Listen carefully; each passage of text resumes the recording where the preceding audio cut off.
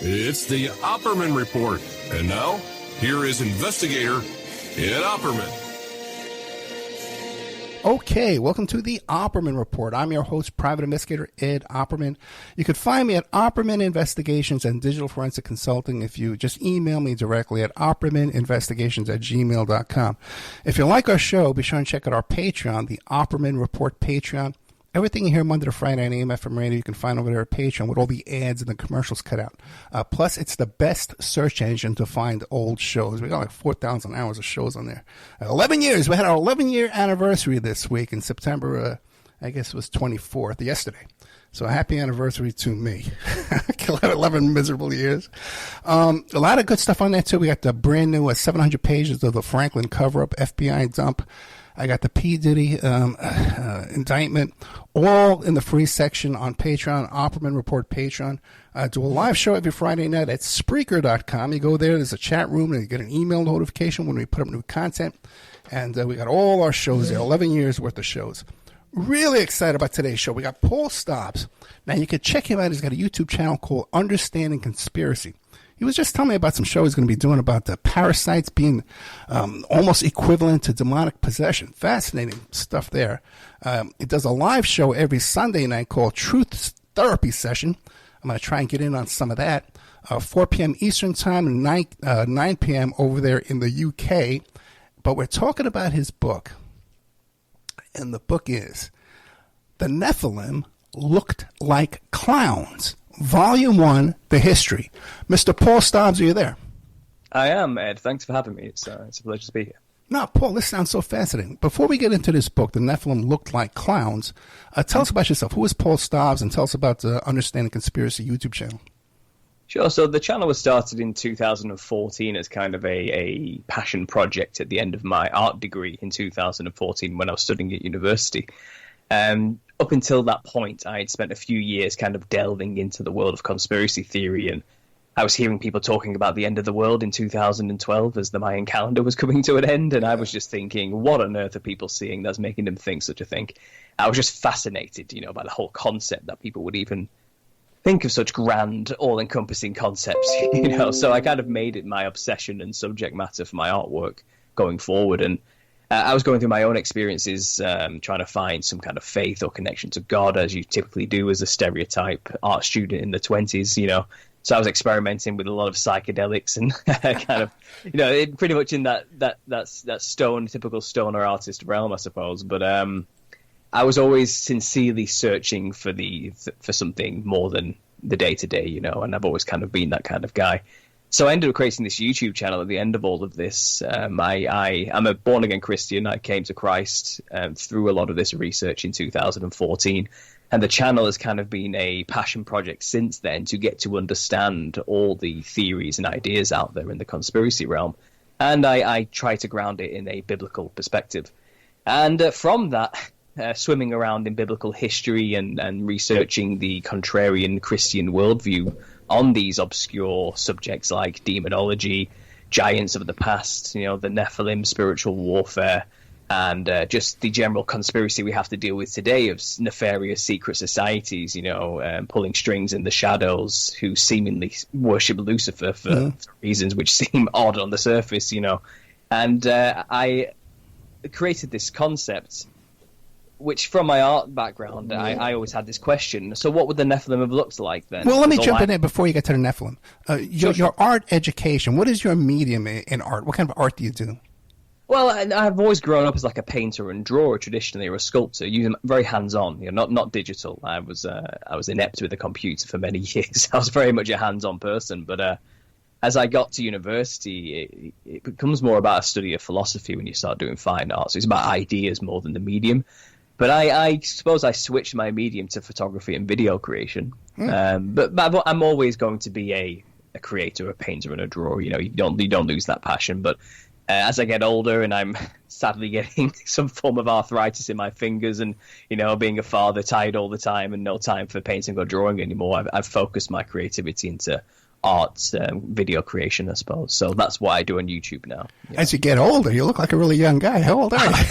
Older. No, I am young. I'm only 32, but I've worked in retail as a manager of a supermarket for so many years, I've done a lot of damage to my cartilage all around my body, and yeah, I'm feeling the wear and tear now, to be honest. As I bro, when you hit 62, bro, I just had a birthday this month.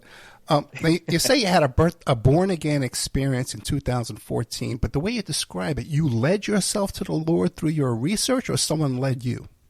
Well, when you start researching conspiracy, I came at it originally from kind of the Gnostic-y New Age consciousness, Jungian archetype perspective, the typical, all is one type of mentality, because I didn't have really any foundation to understand Christianity. I wasn't raised a Christian or in a Christian household, so it would have seemed a bit alien to me, that concept. But as I started to research truther topics, I kept bumping into the Christian perspective on all of it, and how the people who rule the world do believe in Satan, whether you believe in it or not, and they've got their agendas at play, and they are Luciferian through and through. And I kept bumping into the Christian solution to all of this. It's because of what Jesus did that we even have a conspiracy. And I didn't want to believe it for a long time, but I was listening to a lot of preachers online and pastors. Derek Prince was a huge influence for me, who's not with us anymore.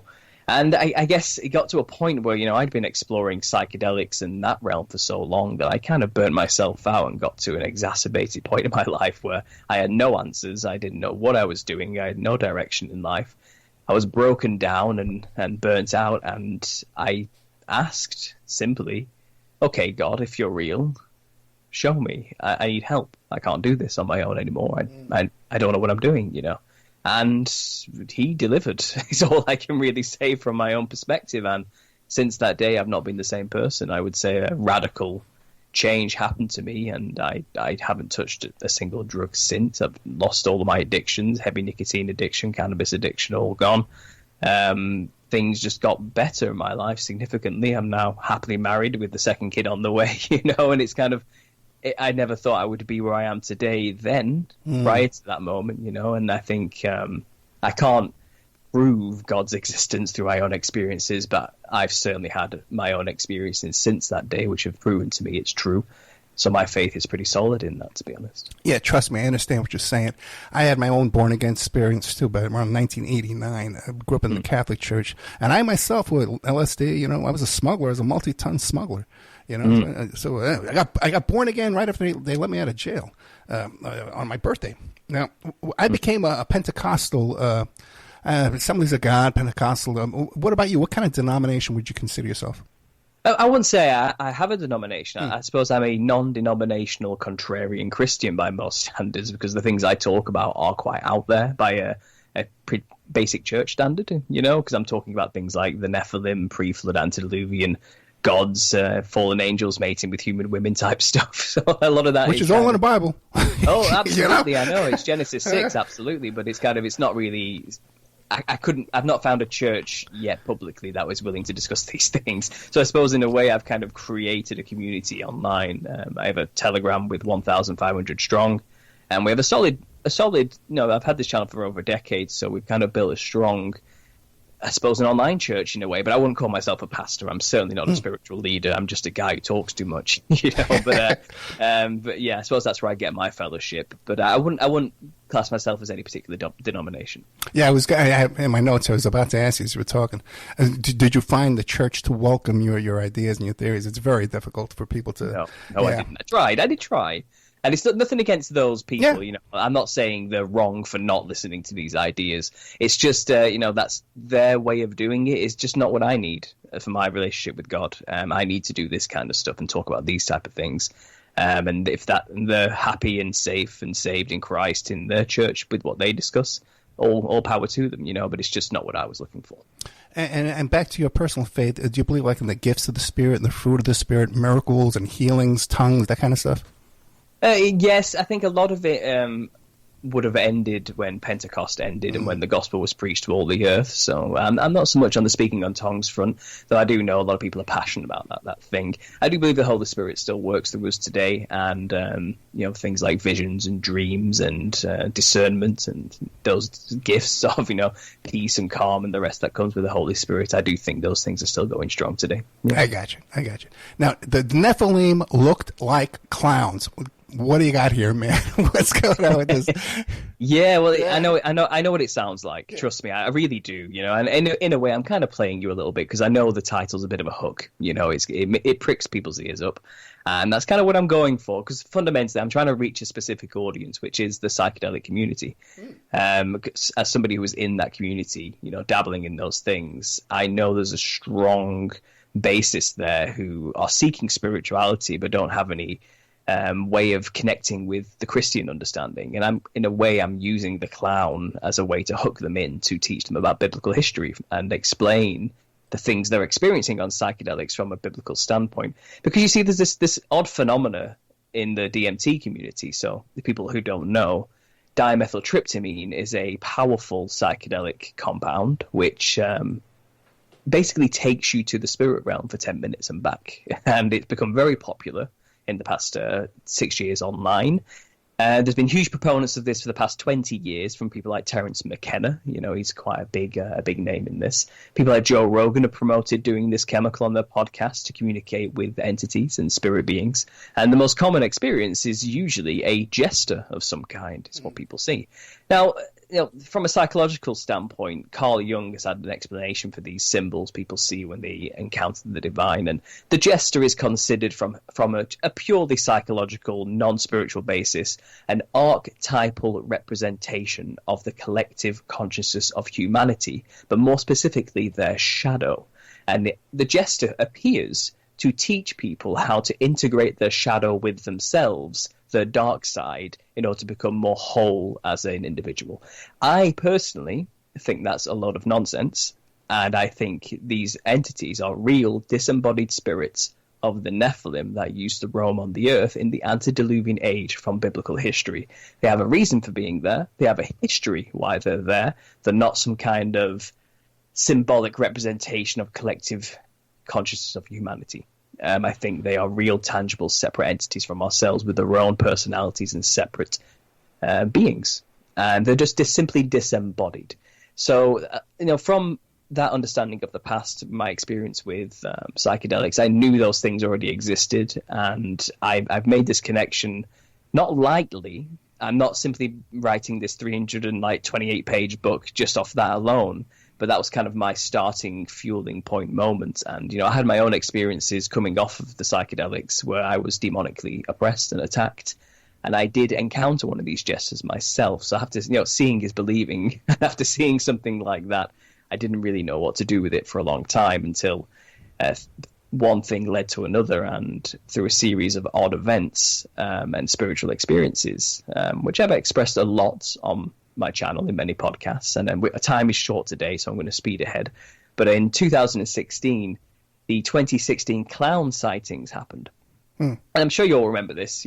People were dressing up like clowns and just scaring people, scaring them witless, standing at the edge of like dark forests holding knives and balloons and just staring menacingly at people, and it became like a mass hysteria phenomena, because you noticed every small news station from east to west, and I mean that quite literally, on the earth, not just in America, was experiencing this thing, and was reporting on it. And I knew enough in my own conspiratorial research by that point that the media wouldn't be showing this if it didn't mean something symbolically. Nothing gets on the box in the corner of the room without it meant, if it's not supposed to be there, So that was my one of my many clues that made me realize the clown must symbolize something. It's a symbol. It means something. This is a message, they're trying to send to people here.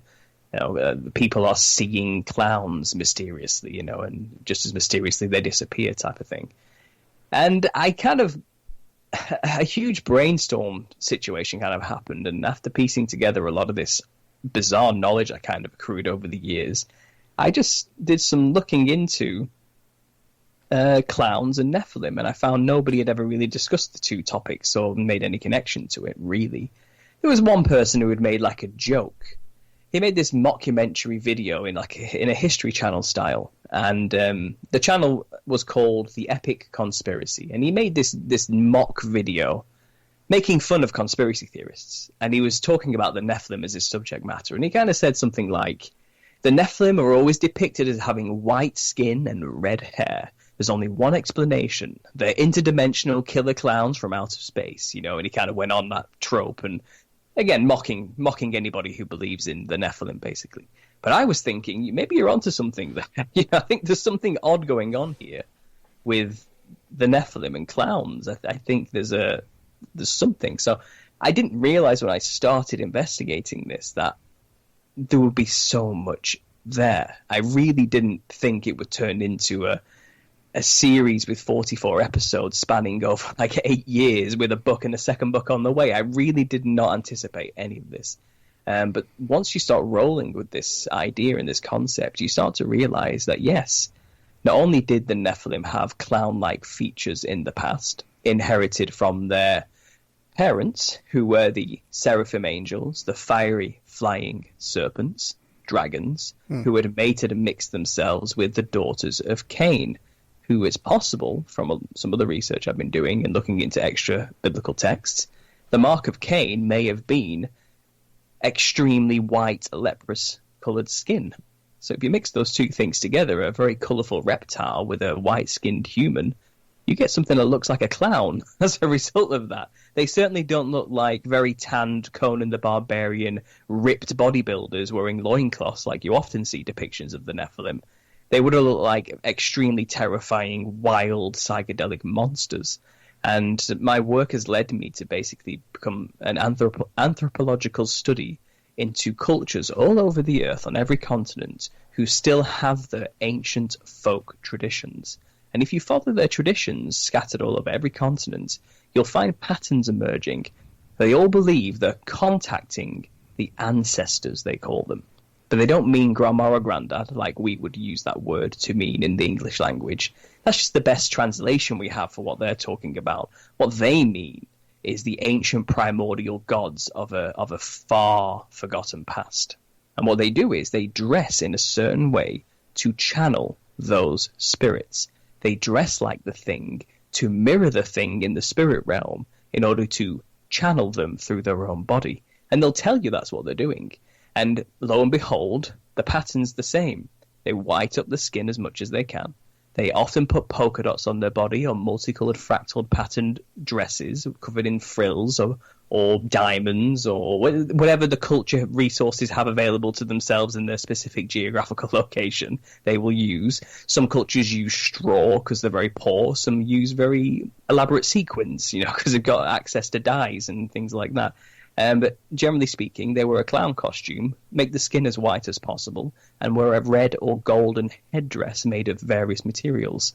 They basically look like clowns because they're trying to represent something specific. And I believe they're all basically communicating with the same thing, the disembodied spirits of the Nephilim that used to roam the earth, who are now bodiless, still stuck here on earth, just behind a veil we don't normally perceive. And those people who take DMT, as we mentioned earlier, well, they open up those perceptions a little bit, you know, increase the bandwidth just a little bit, and they start to see them. And they also look like clowns when they see them in the spirit realm. These are the entities, these ancestor spirit worship cultures are trying to mimic with their costumes. And then it gets even darker, you know, I mean, sorry to ramble, but just to summarize the point. Not only is that apparent, and a lot of my research is showing all of these things, but then you look into secret societies of the Western world, and you look into the origins of the clown costume, and you realize it was an invention of secret societies, and it was injected into popular media of the day in the 1800s, British theatre, later became a staple of circuses, going through to the 19th and 20th centuries, all run by Freemasons. Every last one of it, all the history of a clown as we know it, is intrinsically linked with the craft and the brotherhood and the fraternity of Freemasonry. And I believe what they have done is created a Western version of the same costumes worn by all these other cultures around the earth who are channeling demons. But we in the West don't know that that's what it's for. Only the initiated do. It's an occult symbol. It's a hidden symbol that only the initiated are supposed to recognize. So when it was used on the news in 2016, it certainly was a message to those who were in the know. It's something like the Nephilim are returning, in a sense, you know, and anyone who knew what the clown symbol represented would have probably got that message from that media event. And I'm not just saying this as somebody who's just rambling like a madman. I read the book, watch the videos, I brought the receipts. Okay, this is not actually even hidden if you go and actually look into it. And I suppose I'm just the first guy to actually compile the information in a way that makes sense, then kind of brought it to the public attention in a way. But yeah, make no mistake, the costume of a clown is and always has been a literal representation of demons. In the initial sense, coming through the Middle Ages, Harlequin was modelled after the Europeans' version of the demon called the Wild Man. And then later, when the clown had a costume change in the 1800s, it was modelled after the Rakshasa demons, the giants, the man-eating monsters, the hybridized, wide-grinning, buck-teeth, bulging-eyed, white-skinned beasts, cannibals of India. And again, I've shown this visually and with historical documents to back it up. Let me ask you a question here. Sure. Because I live here in Florida, right? And we have the Ringling Museum, Ringling Brothers, Barnum and Bailey Circus. Oh, yeah. And this is a huge, giant art museum. There's like huge buildings, and then there's a big mansion. It's right on the water. It's big grounds. There's a college next door. Mm-hmm. And within this, they have the Circus Museum. It's like just a small portion of this giant museum is a circus museum. Mm-hmm. And it's fascinating. The average person, because now, you go to the circus, okay, they come to Madison Square Garden, for a weekend, But when the circus would come to town back in those days, it was like a whole city coming to your city. Hundreds of horses and wagons and meal service and support. They had their own blacksmith for the horseshoes. Incredible how big huge this thing was. And I had never realized that. But now you're telling me that there's a Freemason origin to all this? Oh, yeah, absolutely. Explain. I mean, even if you look into the development of the circus through the Americas in the early stages of this, first of all, it was inherited from the British. But the theatre version of clown, which came from the pantomime of British theatre, didn't really work in America because of the expansionist movement going out west. It's kind of like the show had to travel. They couldn't just base themselves in a theatre because they wouldn't have much business because the people were moving all the time, So this is where you find the travelling big top became a distinctly American creation.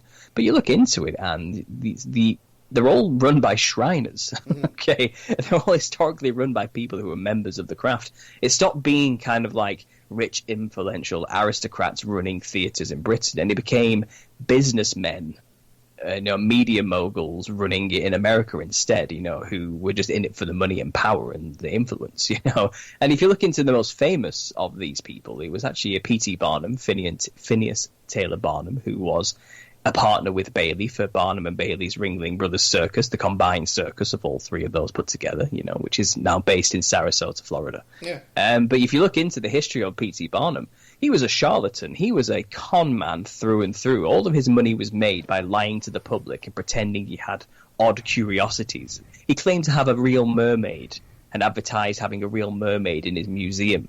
And all it was a monkey head sewn onto a fish. Things like this. He was infamous for doing stuff like that. He once claimed to have a real giant, but then some guy sued him because he said, no, I've got the real giant. P.T. Barnum has a fake one, and he's copying me and stealing all my business. Anyway, the judge threw the case out and was like, this is absolutely ridiculous. I'm not even presiding over this case. So he got away with it. And I think the prosecutor said something like, there's a sucker born every minute. Yeah. That's where that phrase comes from, over that particular case. But yeah, P.T. Barnum, if you look into it, he brought the freak show to the circus. He was a very, very brilliant businessman. And he kind of adopted himself into the business of circusing.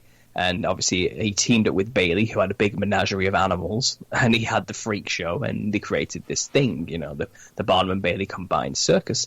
But if you look into P.T. Barnum, he was a member of the Odd Fellows.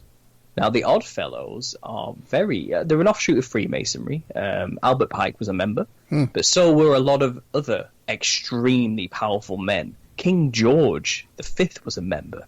Okay, but at the same time, never mind U.S. Senates, and powerful all presidents, prime ministers of Canada and the UK, all these type of people. actors were also members. Charlie Chaplin was a member. You know, it's really odd. And obviously, P.T. Barnum being a member was running a particular entertainment industry, which was the circus at the time. And if you look at the logo of the Oddfellows, it's 3 interlocking rings. And P.T. Barnum was the man who invented the 3-ring circus. So he brought his own Freemasonic symbolism into the ritual of the circus performance. Now, get this, okay? So around the same time, all these circuses that were around America all combined together. There was 10 circuses involved in this particular show. It was called King Solomon and the Queen of Sheba. And it was a huge spectacle, like nothing that you've ever seen before. I think there was like 17 rings or something stupid to this thing, you know, and it had like literally the manpower of 10 different circuses all coming together to put on this epic performance about King Solomon and his mysterious wife from a foreign land, you know. And the funny thing is, if you look into it, all of it was run by Freemasonry. All the costumes were designed by the company who made all the costumes for Freemasonic lodges. You know, the little ribbon, the bibs they wear and the medals they like to wear and stuff. All made by the same company who made the costumes for these performances. The artwork was made by Belossi Coralfi, a famous artist of the time and prominent Freemason in the London Lodge. Everything was just a Freemason affair. They all kept it in-house, let's put it that way. And King Solomon is the obsession of Freemasonry. They're all obsessed with rebuilding his temple. Like King Solomon's like the original Freemason. But get this. Let's just look at the image of a circus. Okay, you have the ringleader. He wears a top hat and has a cane. Okay? And then he orchestrates the circus. Okay? And he orchestrates the clowns, doesn't he? And he makes them perform and do things. So that's actually an analog of the same rituals performed within a Freemasonic lodge. And this particular performance, King Solomon and the Queen of Sheba, was a reenactment of a particular Freemasonic ritual, which you see on a very small scale in lodges originally. The ringleader is King Solomon. Now, a lot of people don't realize this, but if you look at, and then this isn't even a secret, actually. You can go to a very basic Masonic website and type this in. But they'll tell you only the worshipful Grand Master of a lodge is allowed to wear a hat. More traditionally, a black top hat. It represents the crown of Solomon. So the ringleader, who wears the black top hat in a circus, is a Solomon analog. And there's this classic tale from more like Talmudic tradition stories about King Solomon that come in later iterations after the 1st century. But there's this story of King Solomon being given a ring by an angel. And this ring gives him the power to control demons. And he used the power to use the demons to build his temple. Okay? So he is the Lord of the Ring. He is the ring master. He is King Solomon, the Lord of the Ring. And that's what the ringleader of the circus is. And he uses the ring to control the demons, to build the temple, while the ringmaster controls the ritual, to control the clowns, who are the demon analogues, to put on the performance. So it's, symbolically speaking, it's all there when you actually decode what a circus performance actually is. Yeah. You know, that's fascinating. And if you look at the story of King Solomon, toward the end of his life, he had erected those Asherah poles, which were used for human sacrifice for the purpose of political power. You know? Yeah. And he also said at the end of his life he never met a woman he trusted. Okay, but everybody says, oh, ignore that.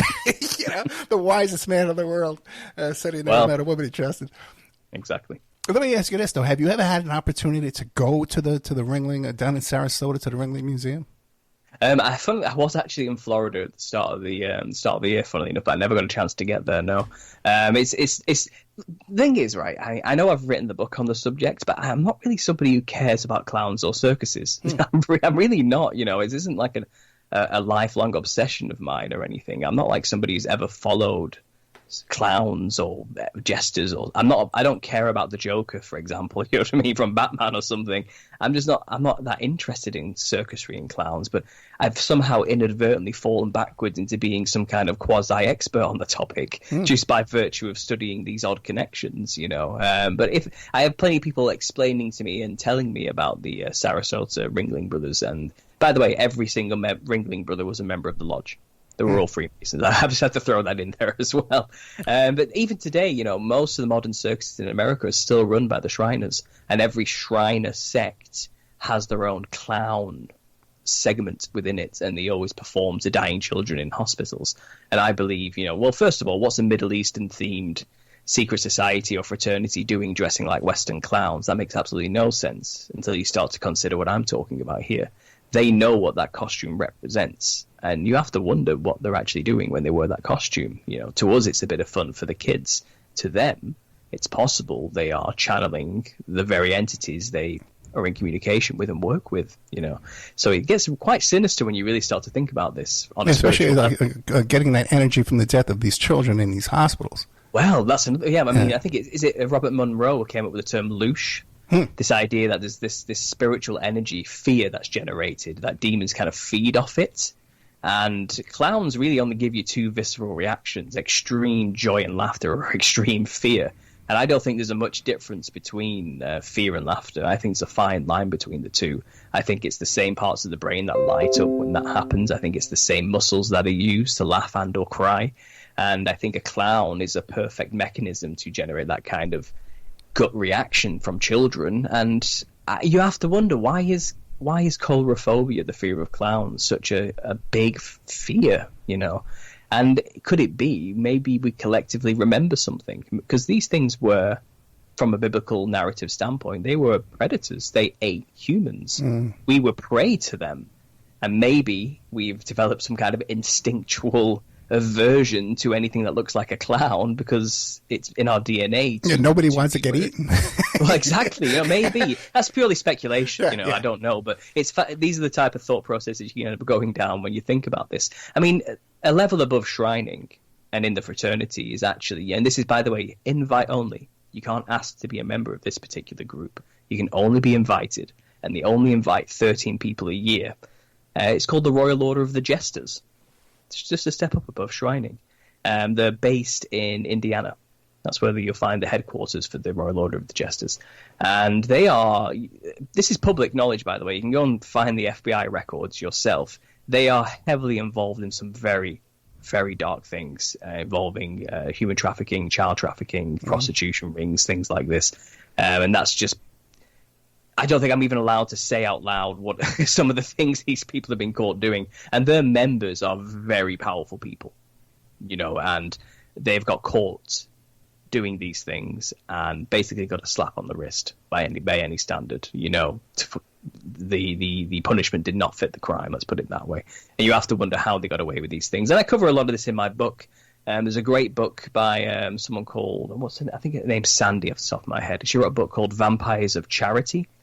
And she basically exposes the Shriners and the Jesters for the tax fraud they've committed as well in many ways, but also by bringing light to those particular nefarious actions, she also sheds light on their power to shut people up, shall we say. And yeah, it's just odd that the Jester and the Clown is intimately linked throughout the fraternity, even to the very top, the Royal Order of the Jesters.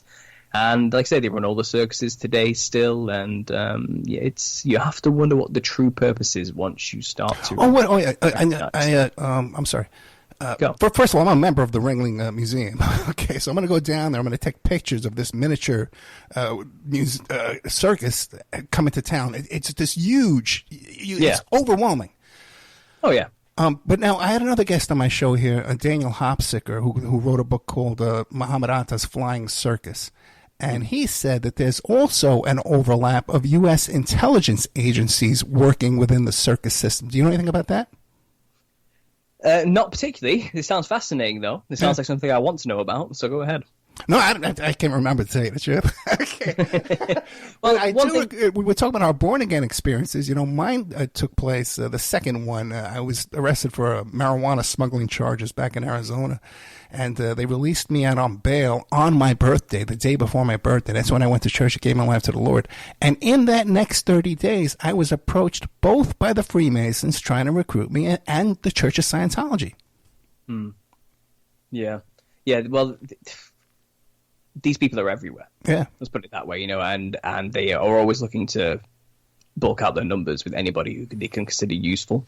And clearly they must have seen some use in you. Let's put it that way. Well, it's interesting, too, that they saw that I was in a time of crisis in my life, They had that information. Yeah, I mean, oh yeah, they prey on the weak. They prey on those searching for some sense of brotherhood or fraternity or answers. You know, people who are perhaps after knowledge or power as well. They're searching for those people, and you know, like I said, they're trying to bulk out their ranks. And again, those who end up climbing the ladder and becoming the top levels, I think you'll start to find clowning starts to become a part of their life. I mean, one thing that's very odd, and this is a fun example to kind of flesh this idea out, but John Wayne Gacy. Yeah. What was he? We all know what he was famous for, okay? He's been dubbed like the clown killer, you know. He killed 33 young men and boys, you know. And it's only halfway through his killing spree did he actually start dressing like a clown. And if you look into John Wayne Gacy's life, he was heavily involved in politics in his local area. I think he was a member of the Moose Lodge, which is like a low-level Freemasonic sister lodge of some kind. But when he started dressing like a clown, I think it came not long after he was caught talking to two men about not going down for their mistake or something like this. It's one of the many evidences that were brought against him, you know, to take him down. And he was basically talking to smugglers, you know, human traffickers. Oh, absolutely. Who had trafficked for him a couple of victims, all right?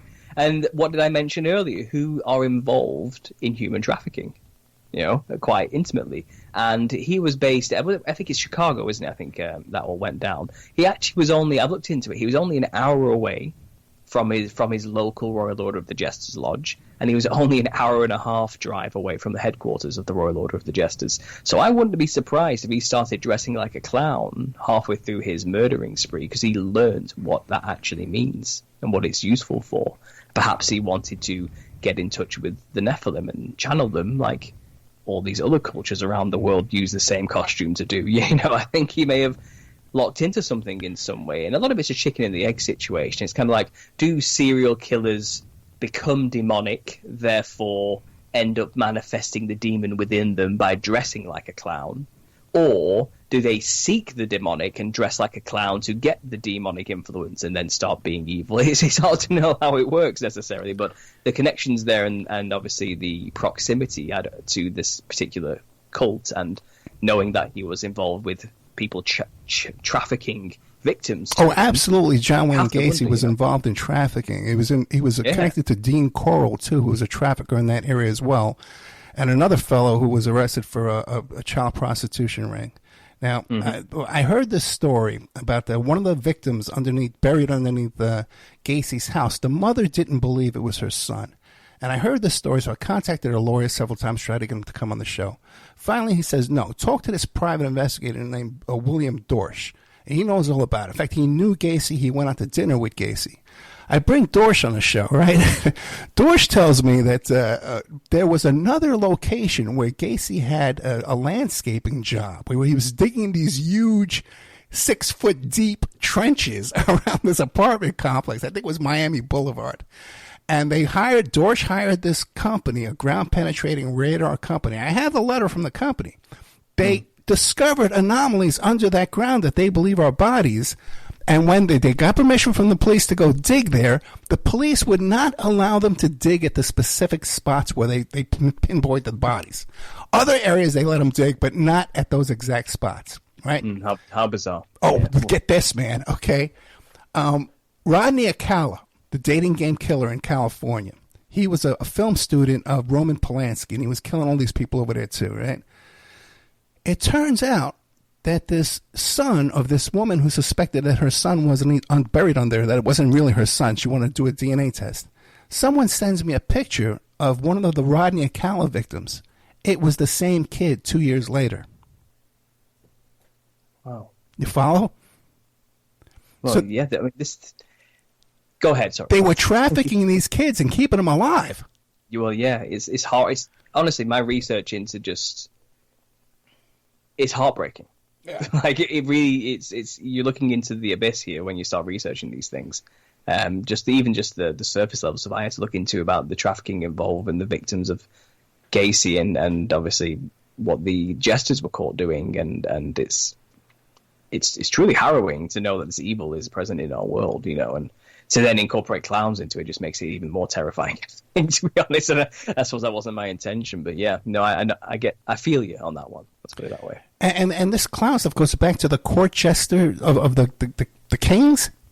Well, funnily enough, the court jesters are more of a kind of a representation of the king. They dress like the king, right? So they're not really dressing like Nephilim. They're dressing like the king to mock the king, and that was kind of the shtick. They come out of a tradition out of Rome, the jesters. So when the collapse of Rome kind of was in full swing and Catholicism was taking over, it was kind of seen as like filthy, like a prostitute to be an actor, because you're a liar. You're pretending to be something you're not, So a lot of these out-of-work actors now kind of became hired as private actors for the rich and influential, because who's going to, tell off the king for having a private actor, It kind of came like a hot commodity among the rich to have their own private jester. So that's kind of where that came from, having your own personal comedian.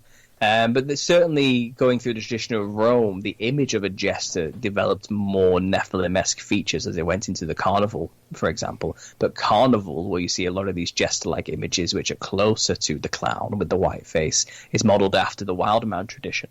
And you'll find the Wilderman tradition is all throughout Europe, not just even Venice and Rome. So it's kind of it's an odd mix of history, but the jester originally wasn't really actually anything to do with demons or the Nephilim, but it did kind of get incorporated and amalgamated in the modern age into kind of like the same thing. Harlequin is kind of something the jester's form mimicked a little bit, and Harlequin, as I mentioned earlier, from the Comédie de l'Art movement through the Middle Ages, is modelled after big, hairy, wild, club-wielding beasts, giants who ate people. So the Nephilim, basically, of Europe. So there is kind of an odd, small link there, and I think as it got modernized, it developed more clownish features. But the original jesters didn't look anything like a clown. They looked just like the king, just a silly version of the king. You know what I mean? Like an over-exaggerated, mocking version of a king. Yeah, it's interesting history when you look into it. I do cover it in the book. Did you look into Jimmy Savile? He seemed to be like the jester for the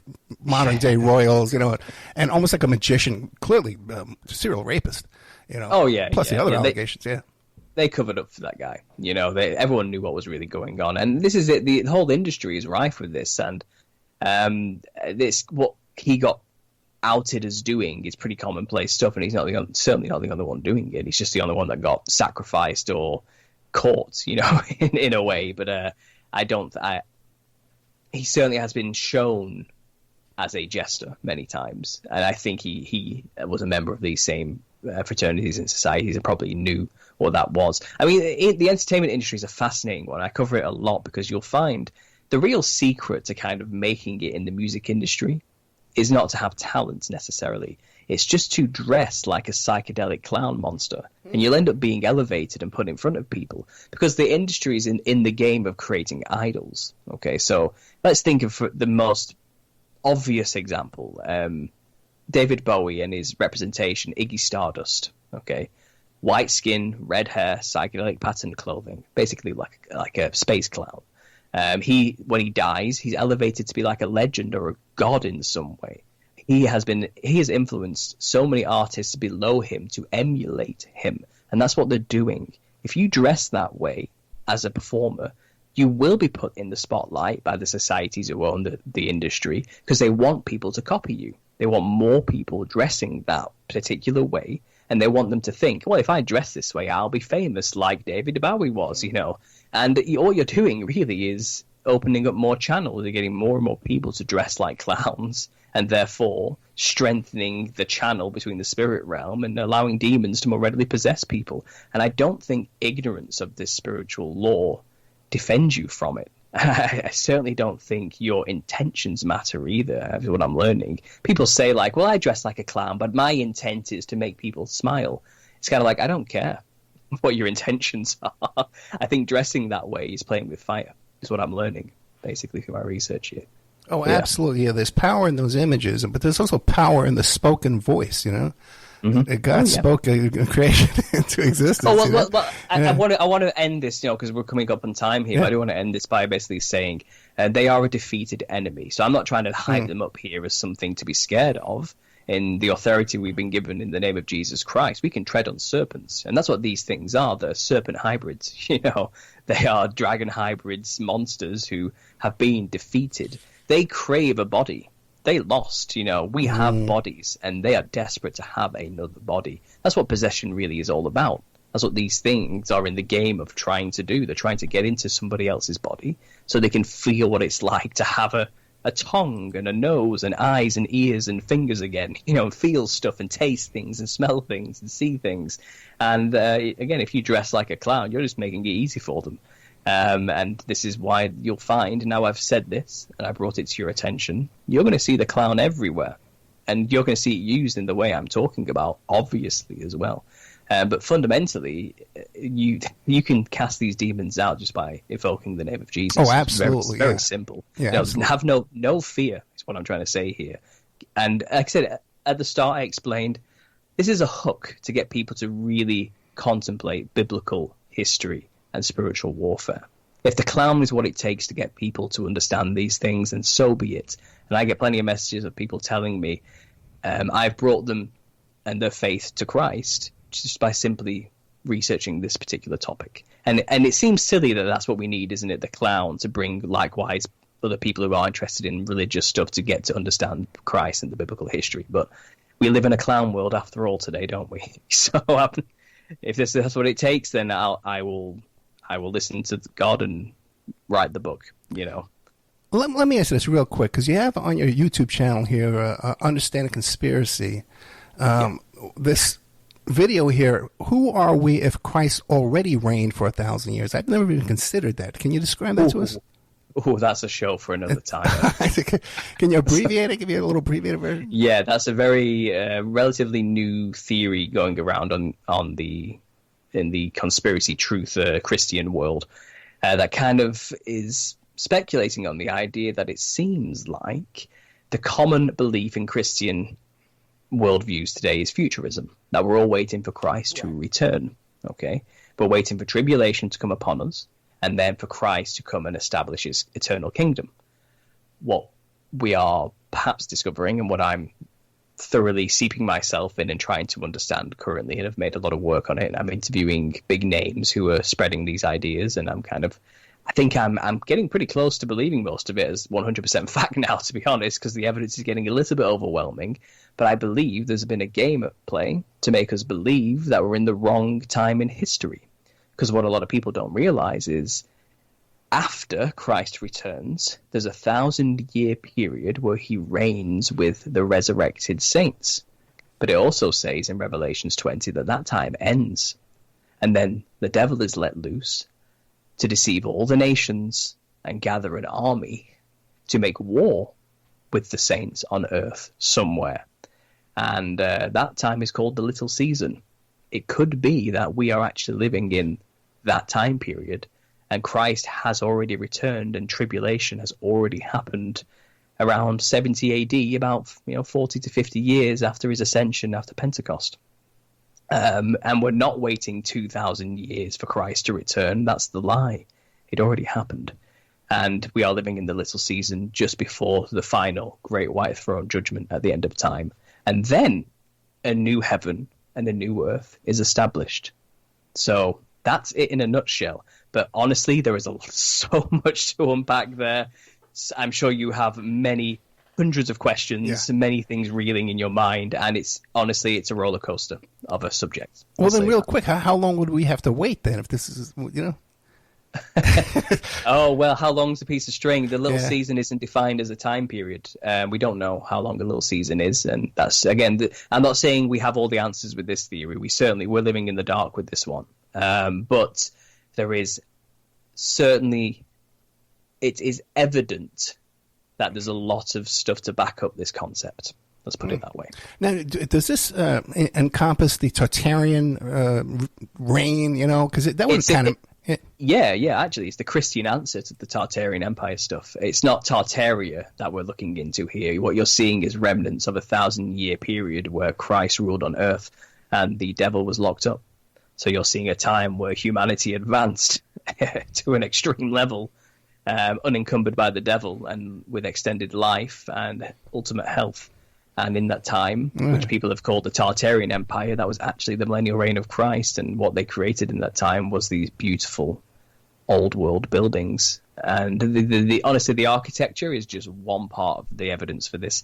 But a lot of people have, equated Tartary to being like a Russian, Siberian, Mongolian supremacist type kingdom that kind of spread all over the earth. But I think it's more likely what you're seeing are remnants, or the remnants of the millennial reign of Christ. I think that's more of a Christian, biblically grounded answer to what that truly is.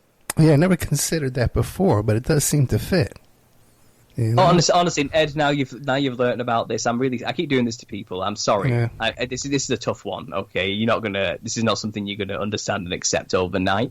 But I implore you, look into it. It's really interesting. Now, when you do this, what is this Sunday live show, the Truth Therapy Sessions? What do you do there?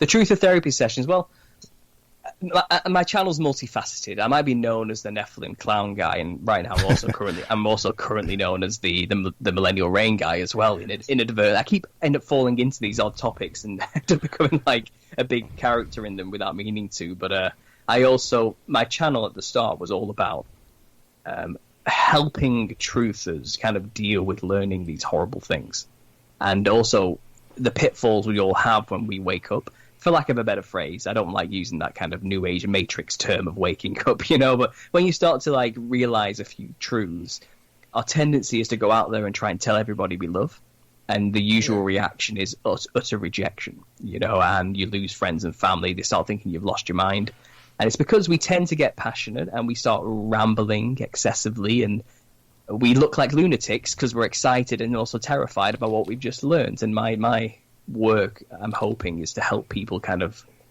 deal with losing friends and family, or finding better ways to share the information. Because I believe fundamentally, people don't buy products because they really like the product. They buy the person selling them the product. And I think we should apply the same methods to truth.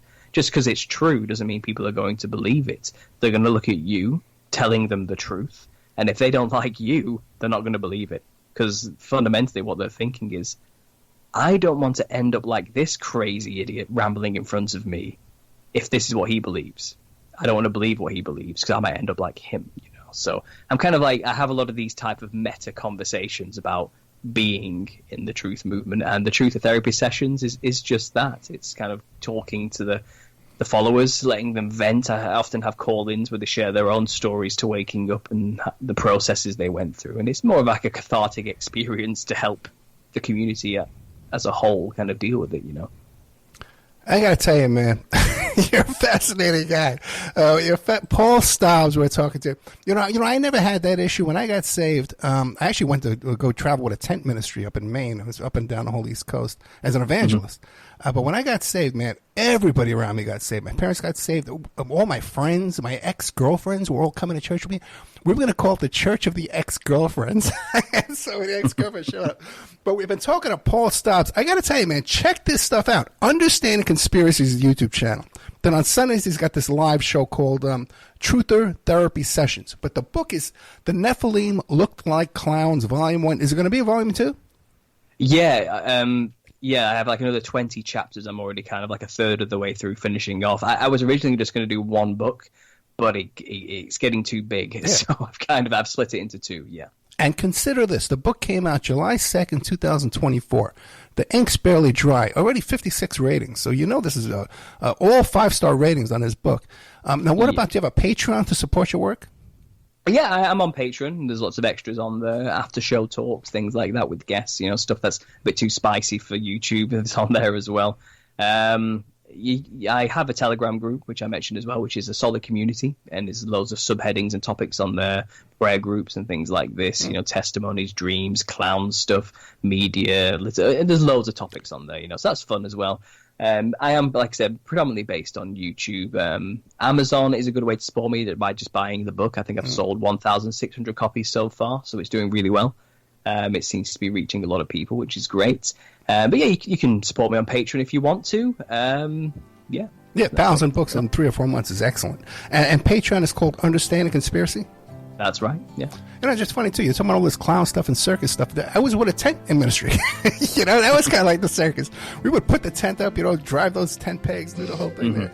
Oh my goodness. Listen, Paul, I really enjoyed meeting you here, my friend. Paul Stobbs, Stobbs, Understanding Conspiracy on YouTube. And once again, the book is The Nephilim Looked Like Clowns, Volume 1, The History. Check that out on Amazon. Thank you so much. You're welcome. Good night, sir.